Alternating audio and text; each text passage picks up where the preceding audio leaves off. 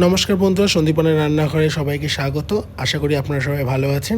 ভিডিওটা দেখুন, যদি ভালো লেগে থাকে তাহলে লাইক করবেন, কমেন্ট করবেন এবং চ্যানেলটাকে সাবস্ক্রাইব করবেন। আর যদি ফেসবুকে দেখে থাকেন তাহলে চ্যানেলটাকে ফলো করে দেবেন আর এইভাবে পাশে থাকবেন। আজকে আমি আনতে যাচ্ছি পাঙাশ মাছের আলু দিয়ে ঝাল।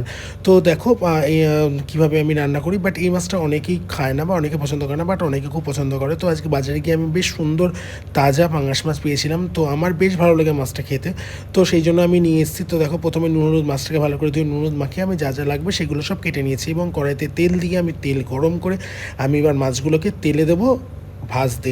তো তেলে যেই ফেলেছি মাছগুলো এরকম ফাটা শুরু করেছে, আমার তো হাত পায়ে তেল ছিটে একসার কাণ্ড। এইভাবে ঢেকে ঢেকে মাছগুলো সব ভেজেছি, আপনারা ওইভাবে ঢেকে ভাজবেন।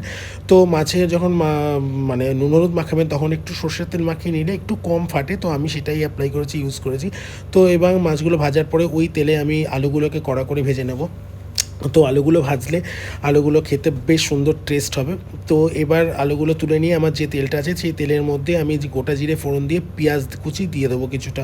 তো পেঁয়াজ কুচিটাকে লাল লাল করে ভাজা হয়ে গেলে এরপরে আমি পেঁয়াজ, আদা, কাঁচা লঙ্কা আর রসুন একসাথে বেটে রেখেছিলাম, সেই বাটাটা দিয়ে ভালো করে আমি নাড়িয়ে কিছুক্ষণের জন্য কষাতে দেবো। এরপরে আমি একটা পেস্ট বানিয়ে রেখেছিলাম জিরের গুঁড়ো, লঙ্কার গুঁড়ো আর হলুদ দিয়ে। তো সেই পেস্টটা দিয়ে দিয়েছি এবং টমেটো বাটা করে রেখেছিলাম, সেই টমেটো পেস্টটাও দিয়ে দিয়েছি। দিয়ে এবার কিছুক্ষণের জন্য আমি কষাতে দেবো যতক্ষণ না তেল না ছাড়ে। ও মাঝে আমি পরিমাণ মতো নুন দিয়ে দিয়েছিলাম আর একটু হালকা চিনি দিয়েছিলাম। আমি প্রত্যেক রান্নে একটু হালকা চিনি ইউজ করি যাতে একটা টেস্ট ব্যালেন্স থাকে। তো এরপরে আমি বেশ কষানো তেল ছেড়ে দিয়েছি মশলাটা। এরপরে আমি ভাজা আলুগুলো দিয়ে আমি সেগুলোকে পুরো কষাবো যেন মশলাটা একদম পুরো ড্রাই হয়ে যায়। তো আপনারা এইভাবে করে খাবেন তো একটা অসাধারণ টেস্ট আসে। তো আমি এইভাবে মশলাটাকে ভালো করে কষিয়ে নিয়েছি। তো দেখুন, পুরো মশলাটা ভাজা ভাজা হয়ে গেছে এবং চারদিক দিয়ে তেল ছেড়ে দিচ্ছে, মশলাটা কড়াইতে লাগছে না। তো এরপরে কষানো হয়ে গেলে আমি পরিমাণ মতন জল দিয়ে দেবো, কারণ আমি একটু গ্রেভি গ্রেভি রাখবো, ভাত দিয়ে খাবো বলে। আর পরিমাণ মতো আলুটা সেদ্ধ হয়ে যাবে এবং মাছটাও দিয়ে দিলে মাছটা বেশ সুন্দরভাবে যে গ্রেভিটা থাকবে সেটা অ্যাবজর্ব করে নেবে এবং খেতে খুব সুস্বাদু হবে। তো ঝোল ফুটে গেছে, আলুও প্রায় সেদ্ধ হয়ে গেছে। তো এর মধ্যে আমি এবার মাছগুলোকে এক এক করে দিয়ে দেবো।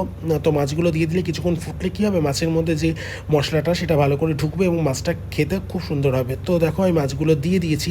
এবার মানে ঝোলটাও আমি বেশি রাখিনি, তো যেটুকু রেখেছি পরিমাণ মতন যথেষ্ট। তো আমি ঝোলটাকে রেখে আমি কিছুক্ষণ পরে আবার ফুটতে দেবো কিছুক্ষণের জন্য। তো কিছুক্ষণ ফোটার পরে হয়ে গেছে। আমি এবার সানরাইজ গরম মশলা যে গুঁড়োটা আছে, আমি সানরাইজ গরম মশলাটা ইউজ করি, বেশ খেতে একটা সুন্দর টেস্ট হয়। তো সেটা দিয়ে দিয়েছি এবং পরিমাণ মতন ধনেপাতা দিয়ে আমি ঝোলটাকে নামিয়ে দেবো। তো বন্ধুরা, এইভাবে তোমরা করে খেতে পারো, বেশ অসাধারণ হয়। কালারটাও বেশ সুন্দর এসেছিলো, খেতেও বেশ সুন্দর হয়েছিল। তো বন্ধুরা, কেমন লাগলো অবশ্যই জানিও। আর এখানেই আমি শেষ করছি। তো যদি ভালো লেগে থাকে তাহলে কমেন্টের মাধ্যমে জানিও। নমস্কার বন্ধুরা, ভালো থাকবে।